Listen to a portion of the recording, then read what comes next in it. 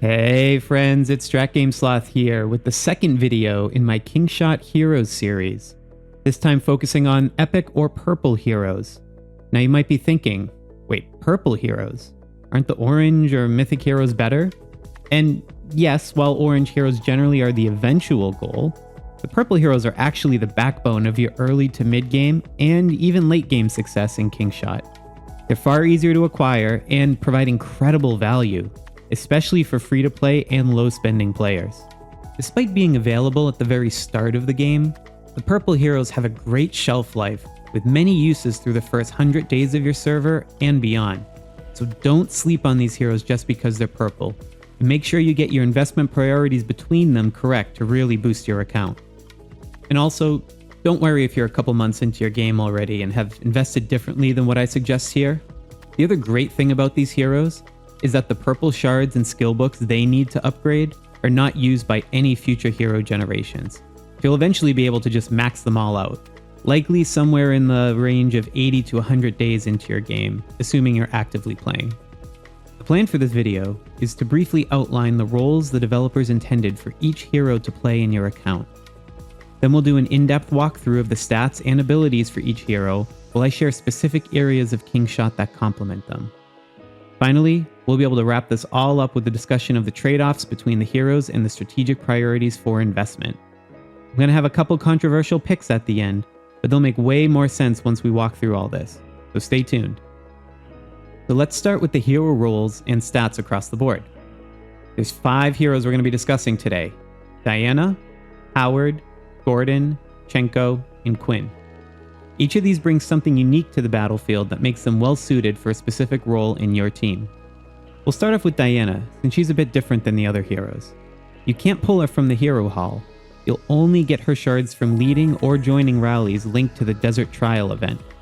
Her primary role is to participate in your wilderness expeditions against beasts and terrors to improve their efficiency.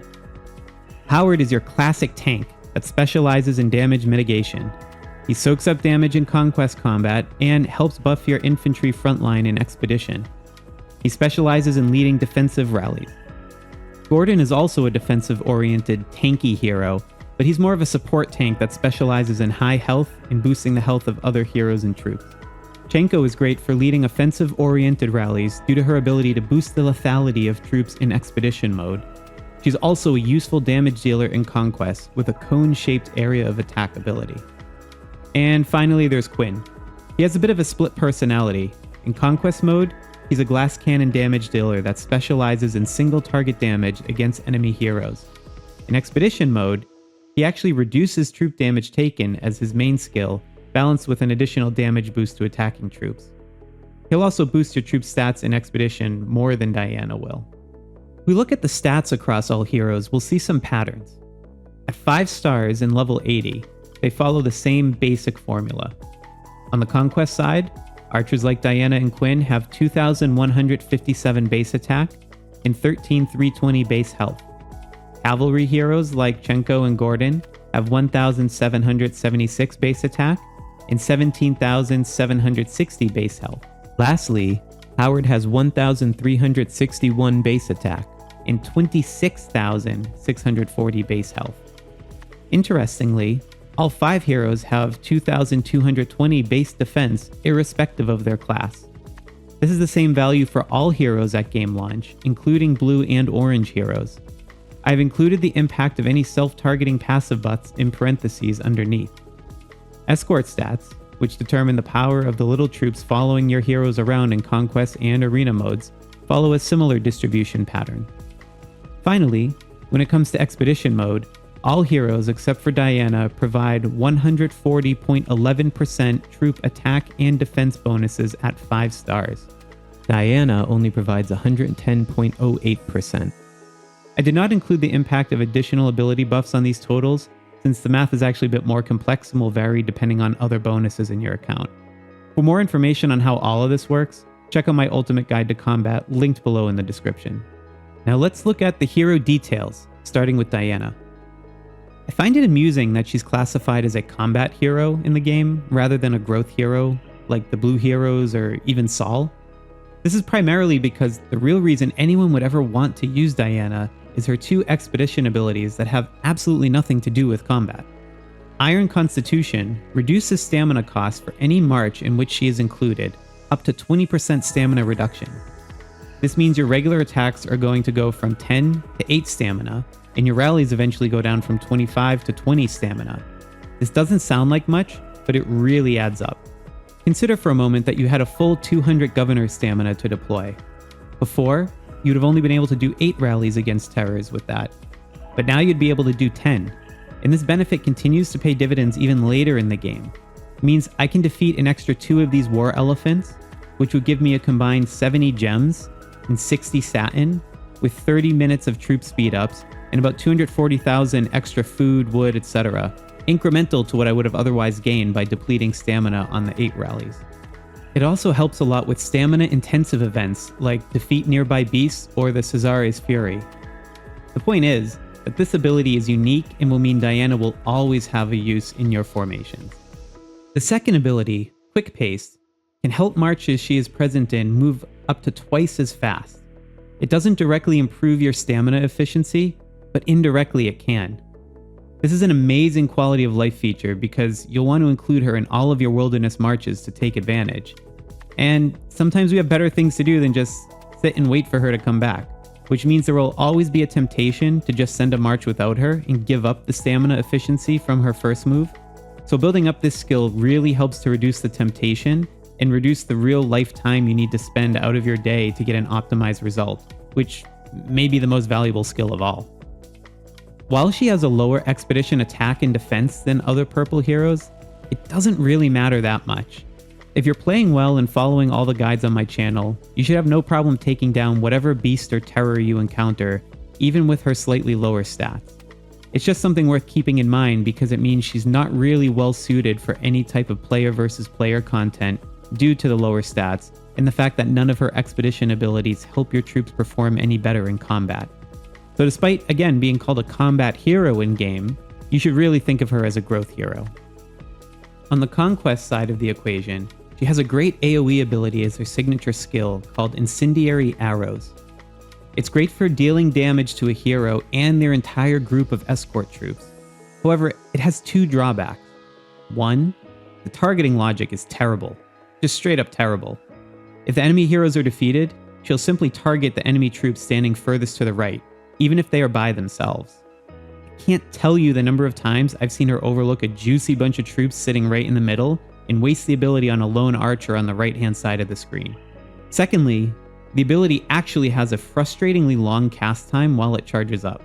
It takes about as long as 2 regular attacks and will not fire the arrow if she falls right before it releases. Still, both of these drawbacks can be manageable if you're the type of person who cares to micromanage combat in conquest mode. And if you're having some frustrating almost wins with her in your party, you can also try to reposition where she stands, and sometimes that's enough to change the outcome of the battle. Her other 2 abilities are passive boosts. Sharpshooter increases her attack speed, which means she'll launch regular attacks more frequently. Please note that this does not mean her signature move will refresh faster in battle. I've tested it at level 1 and level 5, and the cooldown time is exactly the same. And then lastly, she has Deadly Strike, which gives her a boost to her critical attack rate. The game doesn't really explain anywhere how critical attacks actually work, but conventional logic would suggest that occasionally attacks will deal additional damage than the normal damage calculation.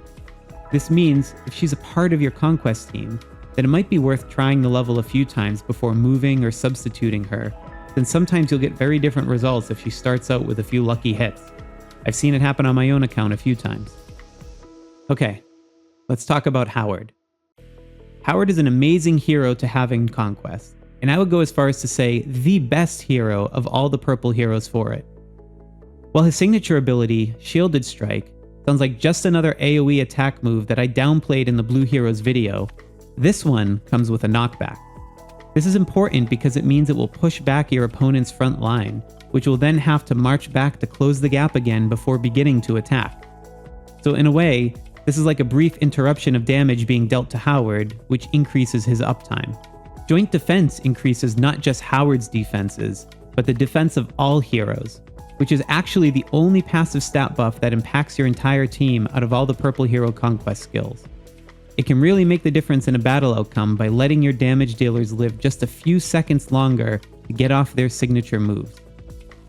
And lastly, we have Shield Block, which provides a 30% reduction on the damage that gets through to him. Again, this further increases his uptime as a wall to protect your damage dealers.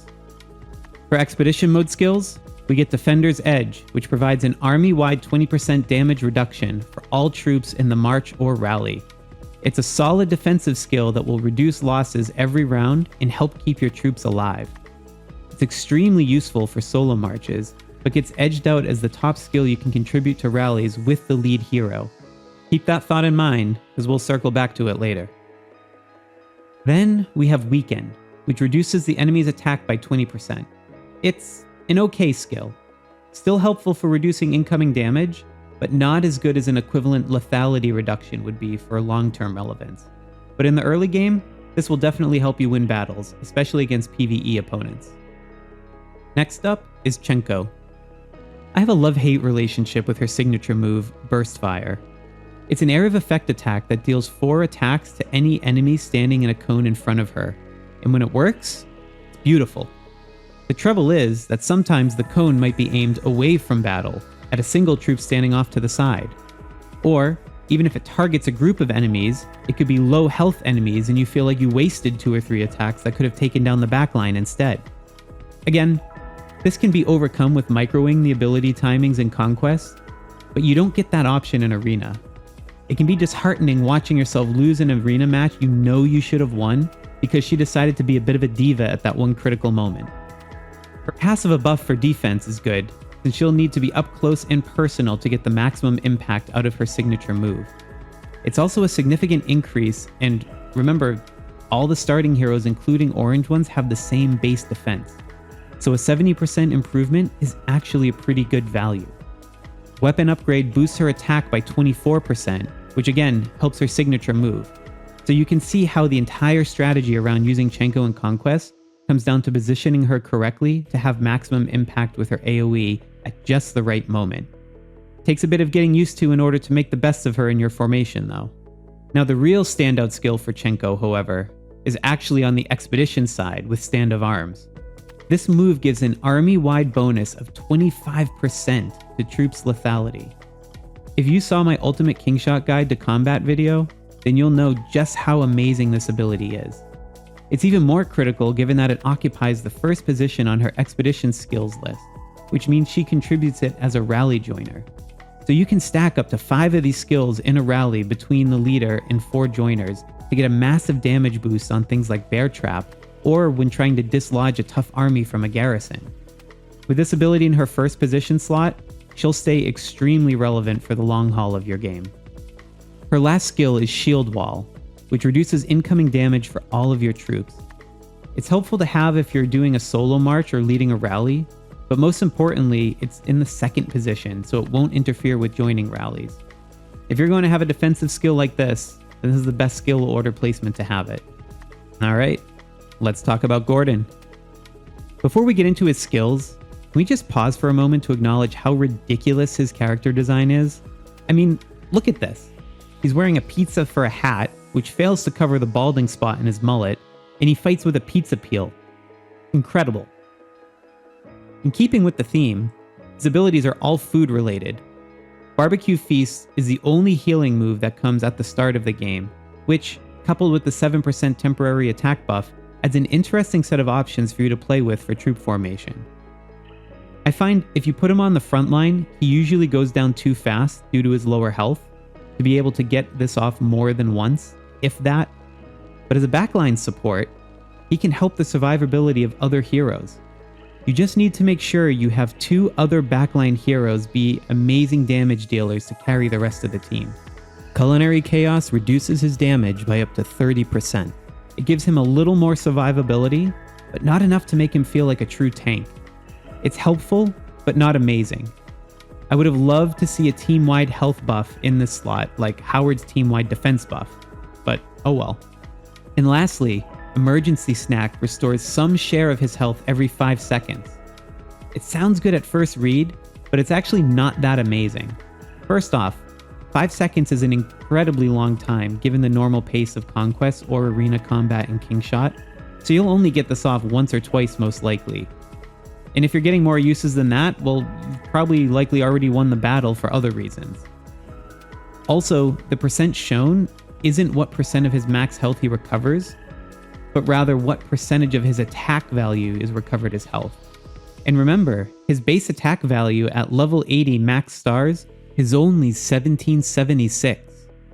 So yes, you can increase his attack with equipment a little bit, but most likely you're looking at healing 1 or 2,000 health off of a base of about 19,000. So it doesn't really make much of a difference. So unfortunately, I find his second and third skill a bit underwhelming. Sometimes he can be the unlock to get just the right hero to survive slightly longer and get their ability off to win in Conquest, but I see him being more situational at best rather than reliable. However, it's a very different story for the Expedition skills. Finally, this is a food fight we can all support. His Super Nutrients skill increases all soldiers' health by 25%. This is an absolutely amazing ability that will have a lot of long-term usability in Kingshot through multiple generations of heroes. Again, go watch my Ultimate Combat video to see why health bonuses are so incredible, particularly since this one applies to all troops in formation, including infantry. It's also in the first skill position again, which means you can stack them in rallies up to 5 times. This can make a garrison feel absolutely impenetrable, so you'll find yourself using Gordon a lot on player versus player defensive formations. His Trash Talk ability increases all troops' attack by 25%. It's useful, particularly if he's already included in your march for the health bonus, but attack isn't as high of a priority as lethality would be. Also in this slot, it sort of doesn't matter since only the first skill gets contributed to a rally. In your own solo marches though, it's likely you won't get much use out of this skill given how easy Jabel is to build, and the lethality plus damage buff she brings. But overall, Gordon will continue to find use in Expedition, which makes him a must build. And lastly, we have Quinn. One of Quinn's skills is not like the others. If we go around the horn starting with his Conquest skills, Headshot is a great ability for burning down a single high threat hero quickly before they can wipe out your team. Has an extremely high damage multiple on top of an already high base attack. It's overkill if targeting escort troops, but this will only happen when you've already wiped out all the other enemy heroes while Quinn is still alive, which 9 out of 10 times means you've probably already won the battle. Then we have Quickshot, which increases his attack speed by 30%, just like Diana's skill. Also, it's a bit more impactful when you consider his next skill, Natural Selection, which also increases his damage dealt in every attack by up to 30%. So with that in mind, his base damage attack output exceeds hers, excluding any impact of Diana's crit rating bonus. So we can see how Quinn is positioned to play a steady, high damage output role with some burst damage potential from his signature move. And this all continues into his Expedition skill with Precision Shot, which has a 50% chance of troops dealing 50% more damage when attacking.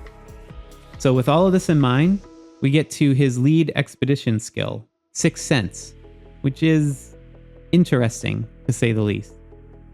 This one is a damage reduction ability, and unfortunately it's in the first skill slot, which means this is the ability that you will draw upon when participating in rallies. It's unfortunate, since a more offensive ability would fit his theme and role of the hero as a glass cannon damage dealer.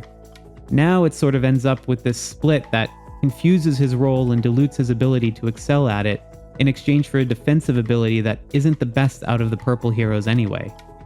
It's not altogether bad, since the ability is still somewhat helpful, but it does create a minor limitation on his long-term use. Okay, let's put together everything we learned and prioritize where to invest between these heroes. As we just discussed, there are a lot of good heroes and abilities to invest in for the long term, so we need a framework for thinking about how to prioritize. The best framing is thinking about which choices will increase the tempo of your game and kick off a virtuous cycle that allows you to get more resources and be more efficient. These will have compounding effects on your progression, so the sooner you build them, the better.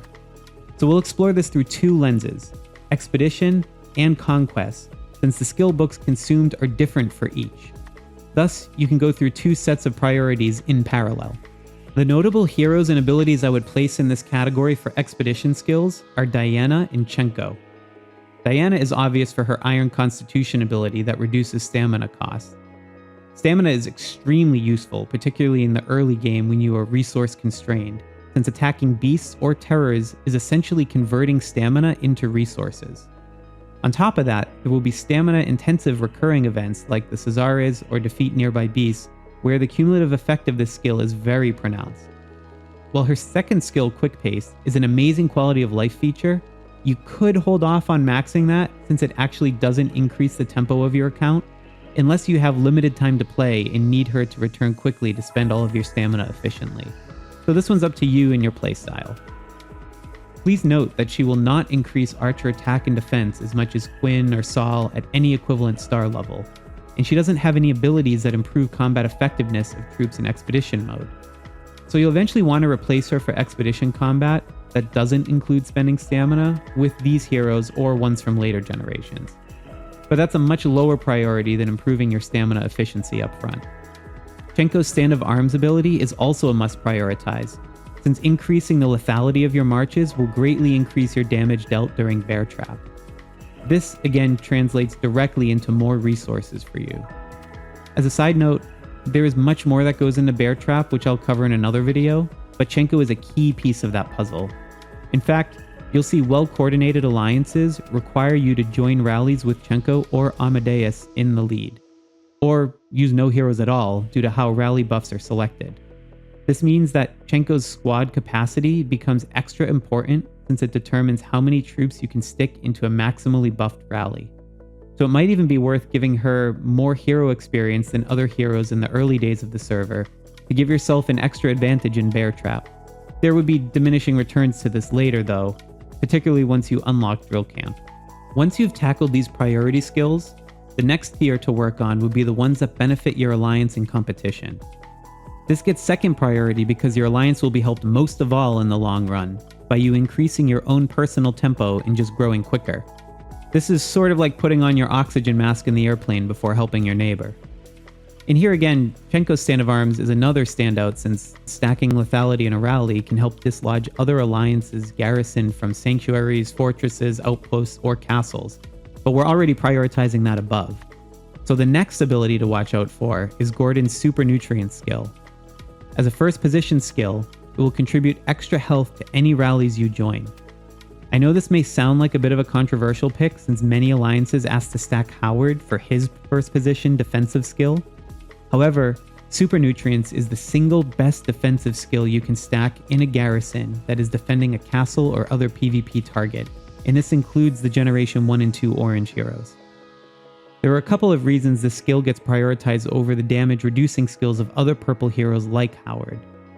First is simply that it is a larger percentage increase, and stacking increases of 25% do not hit diminishing returns the same way that stacking reductions of 20% do. Additionally, Gordon's ability modifies health, which is a prioritized stat in how combat works. Well-coordinated defensive garrisons also tend to be infantry heavy, and infantry health is the highest troop stat base across an equivalent tier, tied only with archer lethality. Gordon's skill will apply to infantry troops in the rally. Also, since these are hero abilities, they classify as special buffs, not standard buffs, which means Gordon's skill gets an additive and multiplicative component as it modifies heroes' health. Since there's no way to test the damage formula in-game, we cannot be sure the same thing is happening with the percent damage reduction skills like Howard's. You can learn more about these concepts in that Ultimate Combat Guide on my channel. As a result, my alliance has been able to test stacking Howard's and stacking Gordon's in Garrison, and we always lose fewer troops with stacking Gordon's against equivalently powered assault. In any case, it's still worthwhile to build Howard's Defender's Edge skill, as it can come in handy for your own solo marches, alliance championships, or even a raid joiner in case your alliance has to defend multiple outposts at once and doesn't have enough people on in that moment. So still build it, just not before Gordon. And that leaves Howard and Quinn, who are certainly useful to you in Expedition, but just simply not as high priority as the others. Okay, I think we've thoroughly covered Expedition skill priorities. Let's take a look at Conquest skills. Again, the framework of building tempo is still useful here since advancing in Conquest levels quickly in the early game will give you more hero experience and gear, as well as additional gold to help you conduct research faster. Eventually, you'll have more than enough gold, but the hero gear and experience is still helpful later in the game. You'll also gain tempo from placing well in arena and getting arena tokens, which is the most reliable way to get mythic gear as a free-to-play. However, even with both of these considerations, the scope to improve the tempo of your account in these game modes is much less than with expedition skills, unless you're planning to spend a bit for top arena ranks, in which case, you're not really using the purple heroes as a competitive differentiator anyway. All of that said, Howard is my top pick for combat prioritization. He's a beast in the front line with his damage reduction skills and his ability to pump defense for all heroes in your field. Please note that defense is more valuable in this game mode since there's no lethality stat in Conquest or Arena. His signature move comes with that knockback effect we talked about, which further reduces time that the enemy front line will be able to deal damage. So simply put, he does a great job at the most important function of an infantry hero, keeping your backline alive while they outdamage your opponent. Even if you are a whale that maxes out all 4 of the orange heroes at the start of your game, you still need a 5th pick, and Howard falls easily into that slot. A common whale formation would be Howard and Helga on the front line, with Amadeus on the back line to increase his uptime and damage dealt. And if you're not a whale, expect to have Howard be a key part of your Conquest and Arena formations well until at least the 3rd generation of heroes. So no matter what other heroes you're using for Conquest and Arena, Howard is a no-regrets investment. This other pick is going to be a bit controversial again, but hear me out. I'm also including Diana as a top pick for Conquest as well. Not because she's objectively the best, but simply because her shards are so easy to come by that you could have her close to 5 stars before your other purple heroes are hitting 3 stars. So if we think about accelerating the tempo of your game, she will likely have the best stats until the other heroes start to catch up, probably around 50 or 60 days into your game if you are free to play and active. Her AoE is helpful despite not being overly strong. It's good for clearing out backline escort troops in Arena of an equivalently leveled opponent, but won't fully have the juice to one-shot them in Conquest with a higher power differential. Still, you can get her up and running so much quicker than other purple heroes that it's silly not to take advantage of this in the early days. As other heroes start catching up to her in stars, you'll already have enough skill books to level their Conquest skills and rotate them into your formation in place of Diana if you so choose.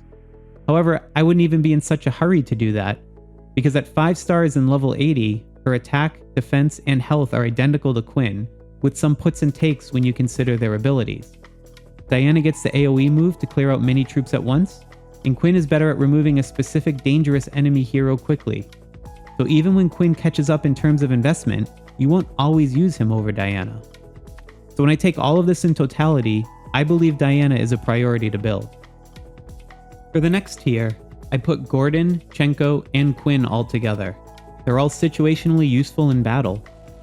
Gordon can sit on the front line in a pinch, but please note that he has the equivalent defenses and less health than a maxed out Seth. So I sometimes use him as a 3rd tank if I need time for my strongest heroes to cast multiple AoEs. The main healing ability is nice, but Gordon needs to be alive to trigger it, hence why I like to put him on the backline. And the secondary healing passive I don't really put much stock in.